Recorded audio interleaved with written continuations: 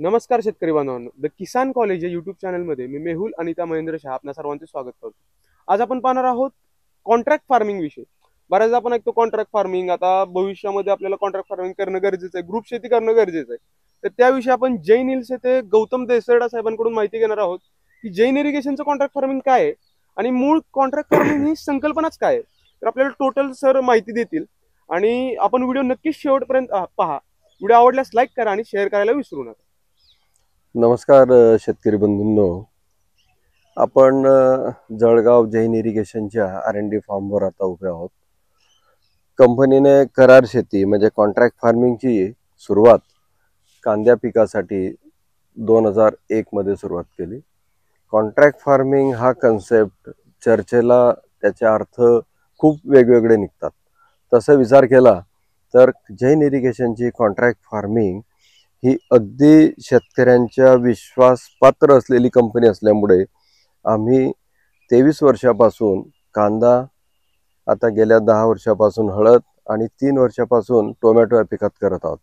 Contract फार्मिंगमध्ये आम्ही आपल्या शेतकऱ्यांना प्लॅन्टिंग मटेरियल म्हणतो आपण त्याला, जसं कांद्याचं बियाणं असेल ते देऊन कांदा आपण हमी भावाने घेतो. यामध्ये कंपनी त्यांचं उत्पादन कसं वाढेल, त्यांचं उत्पादन वाढवण्यासाठी जैन इरिगेशनने आपल्या फॉर्मवरती, आपल्या रिसर्च सेंटरवर वेगवेगळे ड्रीप इरिगेशन, रेनपोर्ट, मायक्रो स्प्रिंकलरचे प्रयोग करून त्याचं उत्पादन जास्तीत जास्त कसं वाढेल याचे प्रयोग केले. आणि ते प्रयोगानंतर एक संकल्पना चेअरमन साहेब आदरणीय भंवरलालजी जैन यांना ती सुचली, ती अशी की शेतकऱ्यांना विनामूल्य मार्गदर्शन द्यायचं आहे त्यांच्या शेतावर जाऊन.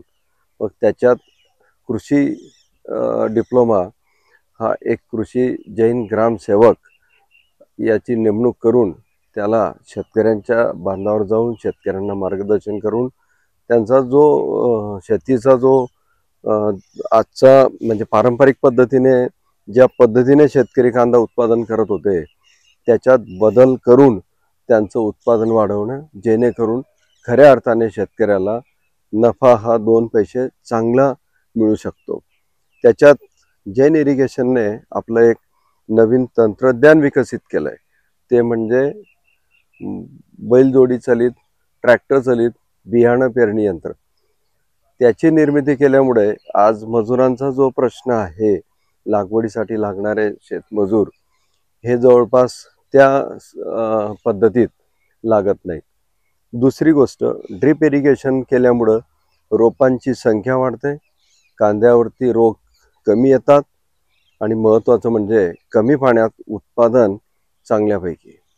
त्याचसोबत खताचं व्यवस्थापन हे ठिबकमधून केलं जातं.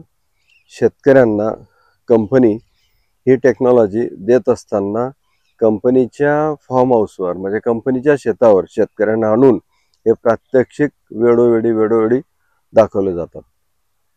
म्हणजे थोडक्यात आपण प्लांटिंग मटेरियल देण्यापासून त्याच्या जमिनीच्या म्हणजे अगदी लागवडीपासून ते शेवट ते मटेरियल पूर्ण खरेदी करेस्तोपर्यंत A to Z सोल्युशन आपण त्यांना कॉन्ट्रॅक्ट फार्मिंग मध्ये देत असतो, पूर्ण देत असतो.